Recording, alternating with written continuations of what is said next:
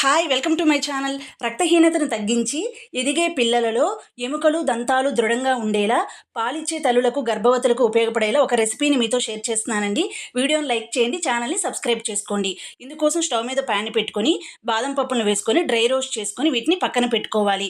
అదే ప్యాన్లో 2 స్పూన్ల నెయ్యిని వేసుకొని 2 కప్పుల రాగిపిండిని వేసుకొని స్టవ్ని లో ఫ్లేమ్లో ఉంచుకొని రాగిపిండి కమ్మని వాసన వచ్చేంత వరకు ఫ్రై చేసుకొని స్టవ్ను ఆఫ్ చేసుకొని పూర్తిగా చల్లారనివ్వాలి.